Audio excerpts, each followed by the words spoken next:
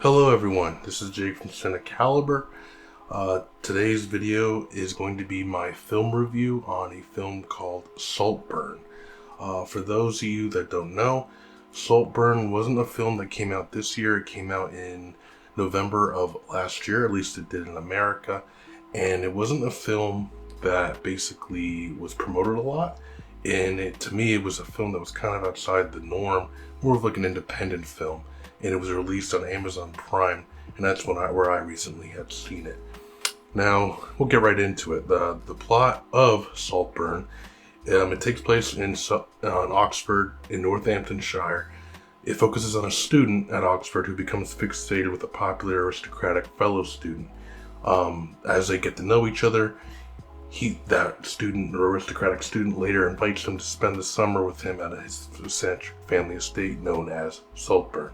So we're going to go right into this to what was a hit, The Good. So from the get-go, I think what really stood out in this film was Barry Keoghan's performance. At least I think that's how you pronounce it. But he was phenomenal in this film. He arguably is the best part of this film, and he's an up-and-coming movie star. He's been a breakout star. He's going to be playing the Joker in the next Batman film, and he actually already has a clip in a deleted scene in Batman as well. That's whether he loves or hates you. I think somewhere deep down, you're just terrified. 'Cause you're not sure he's wrong, huh? You think they deserved it, huh? You think they deserved it. That kind of goes over like his twisted side, but he's really good in these twisted roles.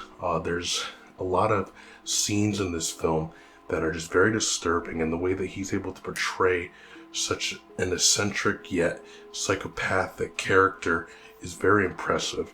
There's a lot of scenes that were very cringe, like full on gross, but the fact that he was able to just perform the way he did, there's some, I guess, not really spoilers, but there's a bathtub scene that really is a little icky. There's a graveyard scene that gets a little crazy with him, and then kind of like almost like a vampire scene. Like I said, I'm not going to spoil too much, but these scenes really stand out and show his dedication to that role. So he definitely is the star of the role, and the movie wouldn't have been as good without his performance. Another thing that was really good in this film was not only just him, but his on-screen chemistry with co-star Jacob Elordi. For those of you who don't know, Jacob Elordi he played in the show Euphoria. He's in some other things, but he also is kind of more of a younger up-and-coming actor. But basically the film focuses around the relationship between the two, and honestly they bounce off of each other very well acting-wise. The best scenes in the film are basically when they're together, kind of having some really deep dialogue, and basically seeing Keoghan's character basically fall in love with Elordi's character, and just seeing that grow throughout the film, and just seeing all the craziness that happens as well. It's a very slow building movie, but it does really pay off towards like the second half of the film, so you really got to stick with it. The other thing I really liked with this film was the production. Basically, when you see Saltburn for the first time, it's very eccentric. It basically is almost like seeing Hogwarts for the first time.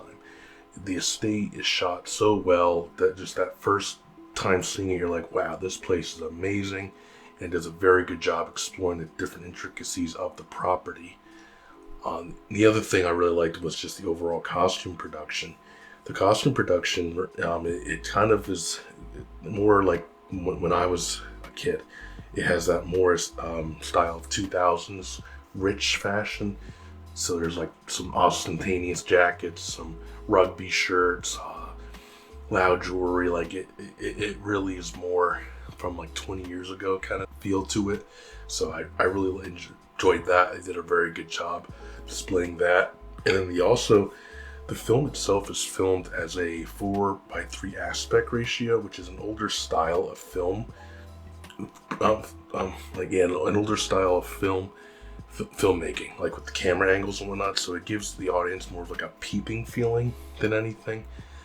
It's not the most common. There's a new aspect now, but I enjoyed that they kind of went with this ratio. It just kind of fit the kind of theme and style they were going with this film. The other thing was just the film does a very good job just focusing on mental health, especially love, obsession, and excess. And like I said, it's a very slow building film, but there's some really crafty writing that it gets to a certain point, and the way the film just shifts and becomes very intense is just so great. And that build-up is the reason why it gets so good with that one shift. So again, slow building, but it's very well worth it. Now we're gonna get into what was a miss. A miss, there's not a whole lot that I had with this film. The supporting cast was kind of underwhelming in this film. Rosamund Pike, she is Felix's mom, who's the aristocratic student that Barry Keoghan's character falls in love with. She plays in Gone Girl, Jack Reacher, great actress, but again, I feel like the film really didn't do a whole well handling her. Also, Felix's father, who's played by Richard E. Grant, another great actor, played in Portrait of a Lady. It's an older film, and he was also in a little bit of Rise of Skywalker, some of the films I know him in. Another one, kind of just wasted. Allison Oliver, she's kind of up and coming, but she played Felix's sister. Basically, Felix's family just felt like they were more plot elements than anything.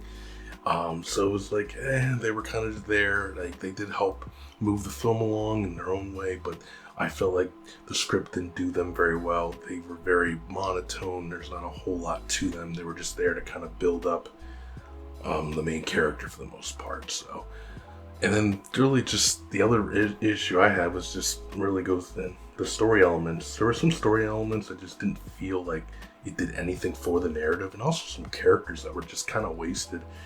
It felt like there were some characters that were going to give the main character some issues, like Farley, Duncan, and Pamela. They're kind of people that are on the Saltburn property who Lover interact with. And again, like it does help build his character, but they seem like they're going to be portrayed and used as some big hindrance in this whole plot, but they really aren't. It's like they focused on them, but they didn't do anything with them. So it was kind of like, could have done a little better in including those supporting characters and just making them more relevant to make this film even better than it already was. But all in all, like, the film, it's just a film of caliber. I will say it definitely is. It's focused on deep mental elements to make it really stand out. Despite some lackluster characters, of course, and some story moments, it's that focus on Oliver's mental intrigue with Felix, and it is what makes this film really stand out. They do a very good job breaking down his character, showing his crazy side. The performance from Barry Keoghan and just the chemistry between him and Felix really drives this film very well, and it is the highlight of the entire film. So without further ado, I have to say this film was more on the bullseye side. So I would give this film a final rating of a 4 out of a 5. So definitely on the higher end. I would definitely see it as soon as you possibly can. It is more, like I said, independent film, more like a thriller. It will definitely, if you're into those kind of films, it will definitely give you that thriller itch. And the ending is kind of, it's unexpected, but at the same time, there are certain elements that happen that are kind of to be expected. I guess you could say that was some of the parts I didn't like was you can kind of predict what was going to happen. Even though things were unfolding, you're like, I kind of have an idea what's going on. And that's just because of how much we explore Oliver and how crazy he really is.